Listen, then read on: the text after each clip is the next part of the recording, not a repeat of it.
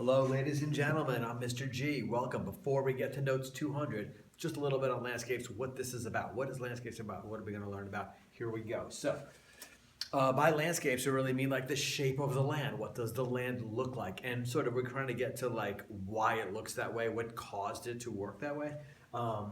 So here we go. So for instance, let's just look at this map of the United States, and it's colored to sort of show the different landscape regions. The green here is sort of low elevation, kind of lowlands, and we see a lot of that here. So these would be like sort of the plains or lowlands all here and up here. And then what we also have is, this is a very mountainous region here. So hopefully, do you know what mountain range this is right here?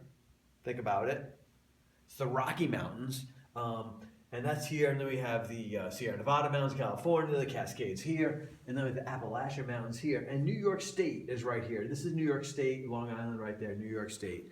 So this is shows us landscapes here. Let's zoom in a little bit to New York State. So this is New York State, similar type of map, and what we're seeing here is, again, the greens represent lowlands. Here's the Hudson River and the Hudson Valley. See, it's really low there. Long Island down here, New York City, that's all pretty low elevation. There's no mountains on Long Island, it's all pretty flat. And then we have Erie, Ontario, lowlands here. And then we have the Allegheny Plateau here. The Catskills are here, and the Adirondacks are here. Tug Hill Plateau is over here. Mohawk River Valley here. And so this is what the land looks like, and we'll call it the landscapes. And we're going to hopefully learn about what causes them to look this way. We have a lot of erosion, weathering, rock type, etc. So, for instance, reference table. Where's my reference table? Always close by. Reference table here, and this is page 2 of the reference table. And this shows a significantly less cool map. The other one's in color, so cool. I wish the reference table was in color, but it's not. It's this. This does not exactly jump off the board and say, hooray, this is awesome. But it's just sort of giving you information. Allegheny Plateau, Erie, Ontario lowlands, Catskills here, Adirondack Mountains, Tug Hill Plateau, and then you have Atlantic Coastal Plain. You have these things here, right? Sometimes in a test, Regents exam, you're going to need to refer to this, but I'm not going to spend too much time on this right now. So just to give you an example, when it says plains or lowlands, it kind of looks like this. Right, a huge chunk of all the green we saw on the map earlier, kind of lowlands, usually pretty flat. This is an instance doesn't have any trees. You go out west, they don't really have a lot of trees. They don't really get the kind of rainfall. We're not used to this in New York. This may look very foreign to you. Looks very foreign to me when I go out west and see this. It's like very novel and like a cool thing for me. Like, hey, check this out. This is a cool area.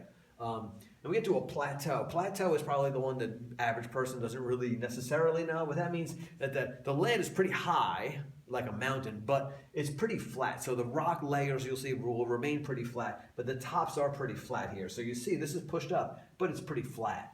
So that's an example of a plateau, as is this here. This would be the plateau here, out in the distance, plateau. So it's high elevation, high above sea level, but it remains pretty flat.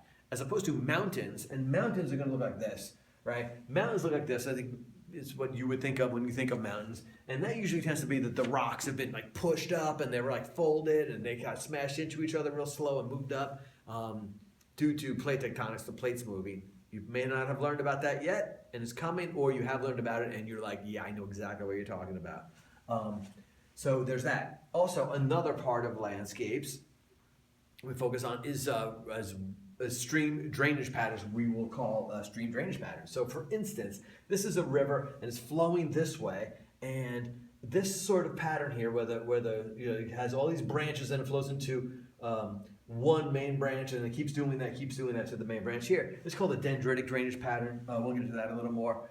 And then this, if you look at this would be a typical way you think of a volcano. Well, when rain hits the volcano, it's going to flow downhill. With this drainage pattern, look at it from the top, right? Think about how it's going to flow. It's going to flow like this, right? It's going to flow outward from the center. All these streams go that way, and they go off that way too. I couldn't put the arrows on there. And this is going to be called radial drainage pattern. That's one of the types. Another one here is unique in that, look at this here. It looks kind of crazy. This is the main river here, and it's flowing this way. And then these other rivers flow, these other small tributaries we'll call them, because they contribute water to the main river. The tributaries flow this way and this way. As we see here, I put arrows in it to show. This is called trellis drainage. So this is probably higher up here. It's like a little bit of a ridge here. Water flows that way. It's higher up here, flows down this way, and then flows that way. So that's just some of the things we'll be learning about when you complete note 200, which is coming up.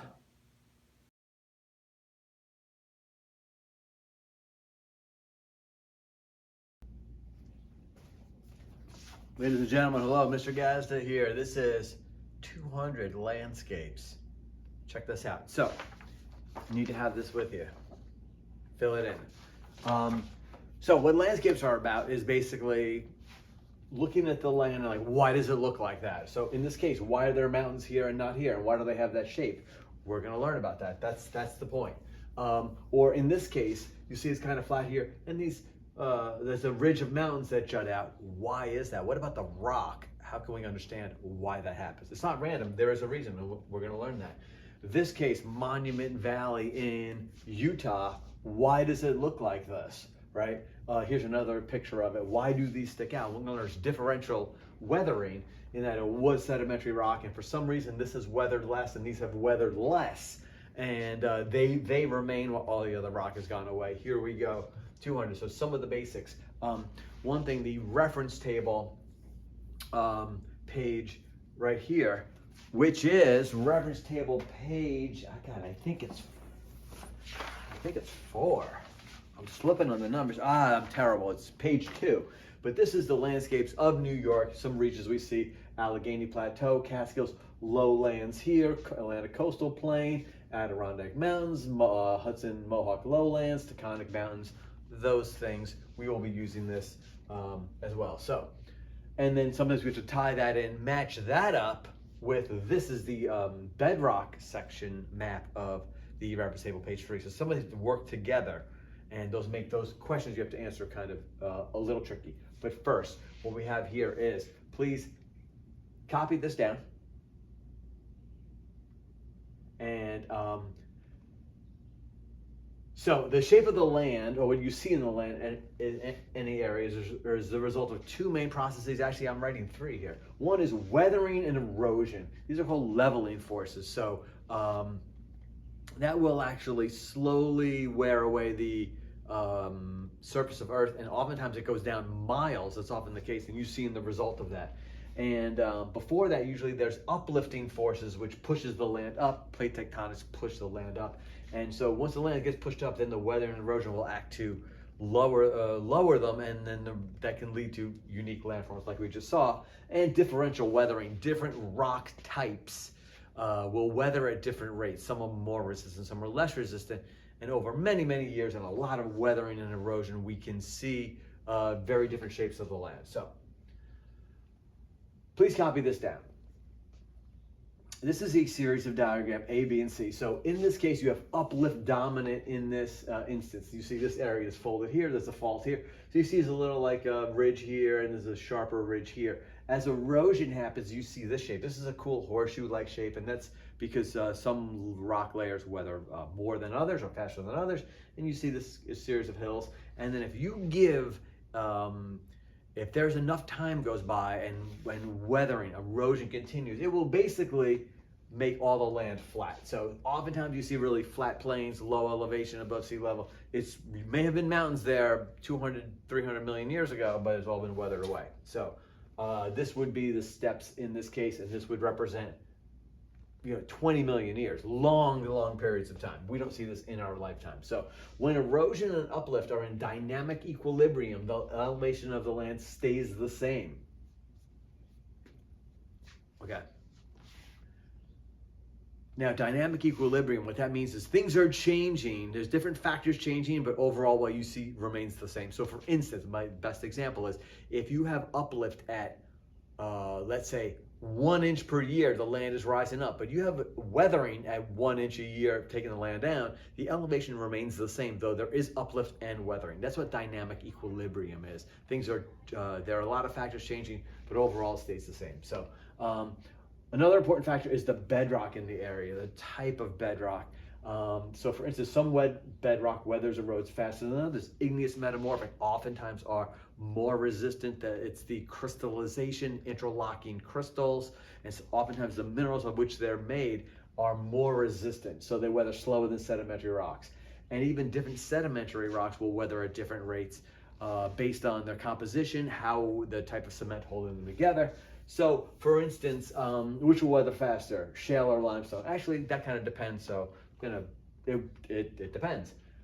B is, for instance, loose sand or shale. Loose sand will weather faster because it's not cemented together. Shale is held together. Or limestone or sandstone, which will weather faster. Usually limestone, it's the acidic rainwater will dissolve it a bit. Think of calcite dissolving in the acid. So limestone usually weathers faster. And the orientation of the bedrock is also important. Are the layers flat? Are they tilted? Are they folded? Are there faults? And then, so that is the bedrock structure. And then you have the weathering that happens to it that will affect that. So all of these usually work together, and all of these factors often interact with each other at the same time and result in landscapes like we saw at the beginning of this. Okay, stream drainage patterns, please copy this down.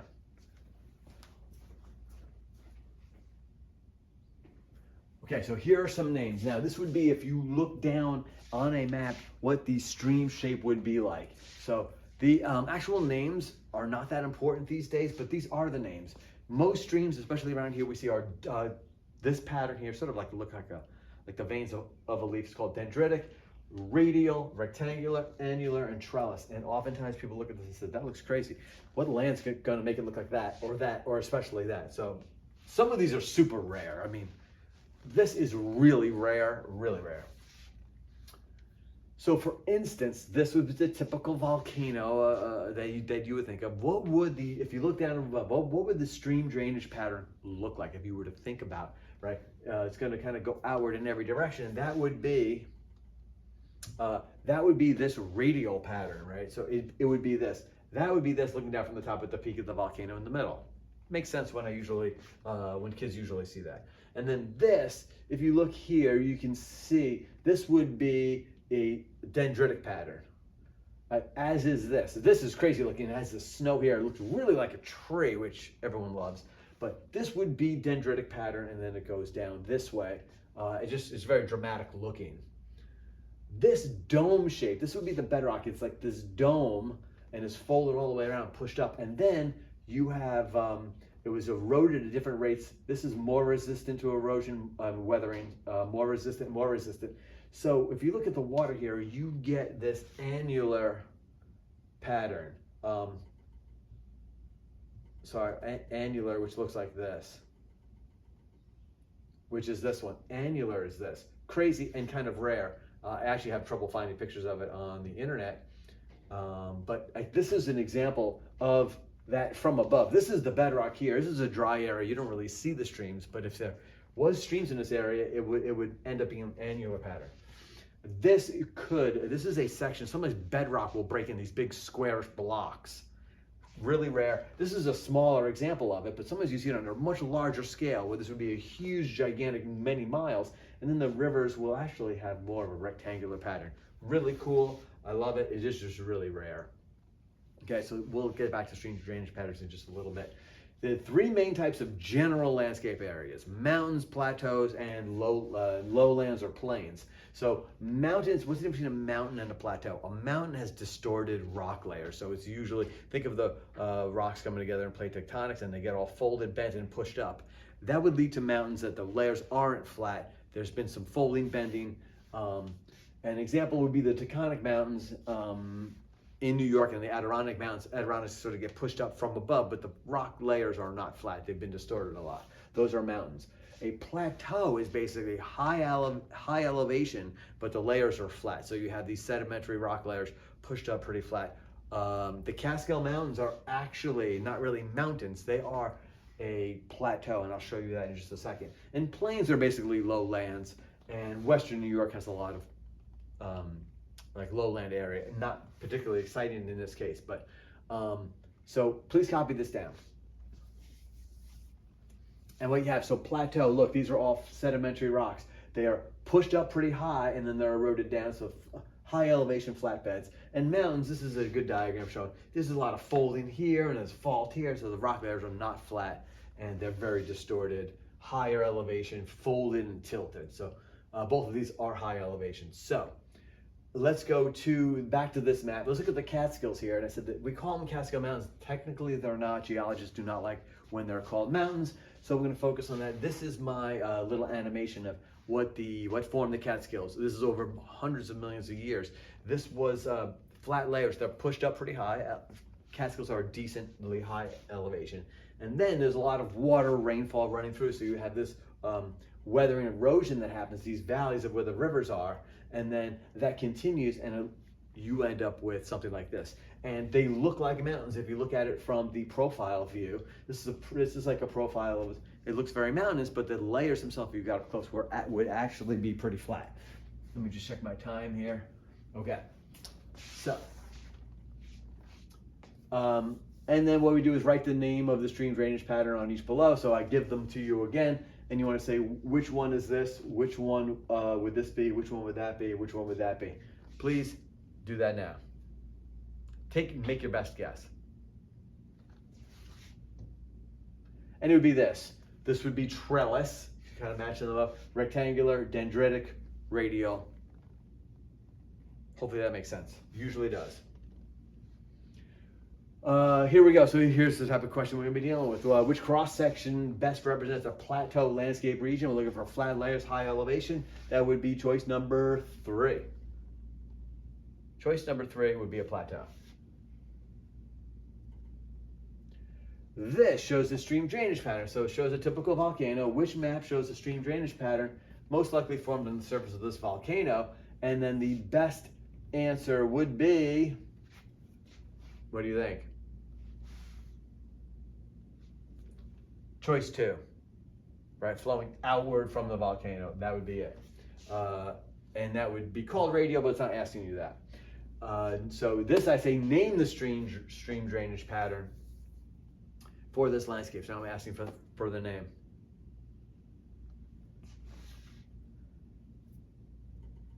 And so it would look like this. It would look like this, and it'd be called trellis. Okay, so this was actually a question, and this was the answer. This trellis pattern. Now we're going on to some examples of what we may see the bedrock structure and what we see on Earth and why that is. So in this case, please copy this down. You have an igneous intrusion creates this dome, and then there's been a lot of erosion. This is igneous intrusion, and then so this is more resistant. So you have this sort of looks like a small mountain there. That's how that forms.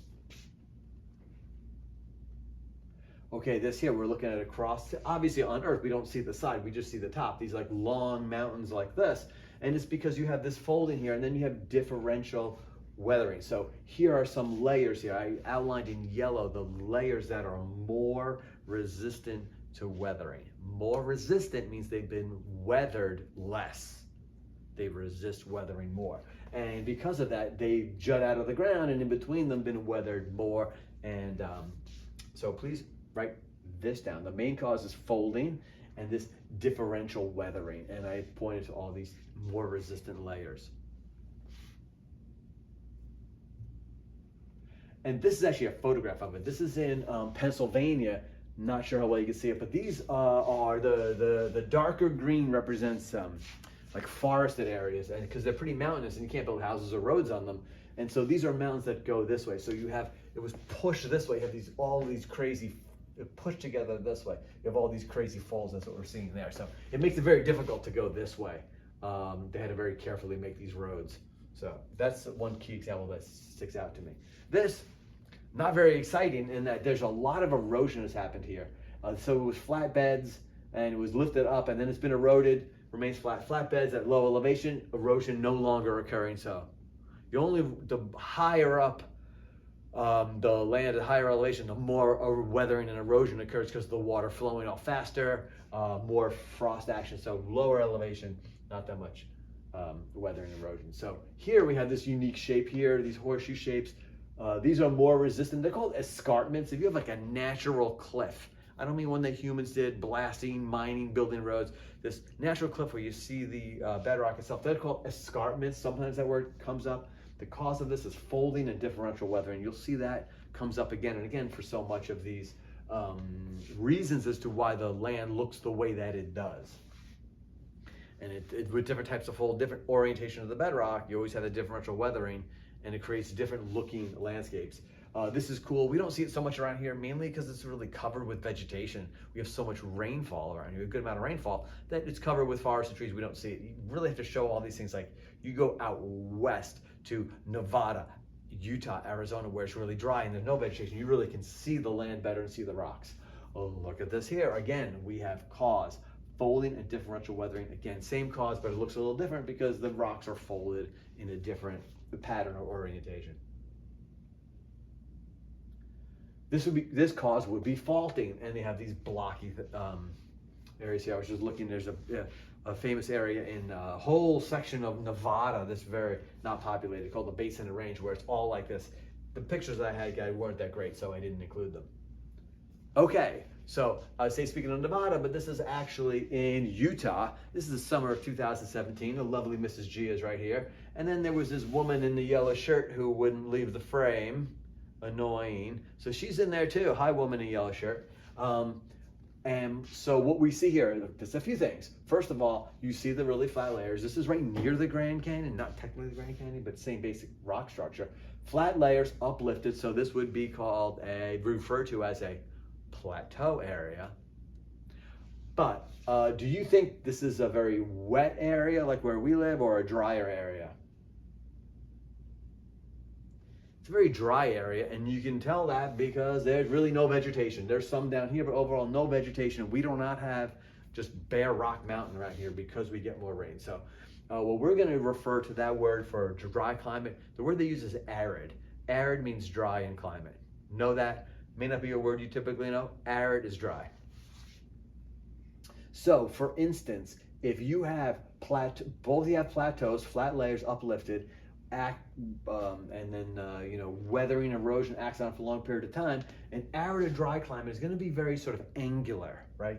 Really flat top, and it's very angular, pointy edges. While you have a moisture climate, I'll use New York, the whole Northeast as that. We have more rain, more vegetation, and that adds to a lot of soil, and it's much more rounded. This is what we see in New York in the Northeast for the most part. We don't really see this. So know the difference there. This, I like this. This is called the volcanic neck. So you have a volcano, and this is all the igneous rock that was in there, angular interlocking crystals. Definitely much more resistant than, let's say, the lava, the ash that's out here, or other rock around. So as time goes on, this is really resistant to weathering, and then you get this volcanic neck, which is cool. As you go on, more erosion, weathering happens. This is one of the most famous ones. This is in Wyoming. Devil's Tower juts out of the ground, and this was a volcano that was much bigger. It's been weathered back a lot. That remains due to its much more resistant to weathering than whatever was around it. So that's cool. Always like that. It is in the Close Encounters of the Third Kind. If you've ever seen the movie, you may not have because it's from the 70s, but cool movie nonetheless. This is Shiprock in New Mexico. Same basic idea. Volcanic neck. Very cool. And then, last but not least, what this is showing here is these layers here, there's a fold. They used to be connected here. They've been weathered a lot. So again, what we see is more resistant.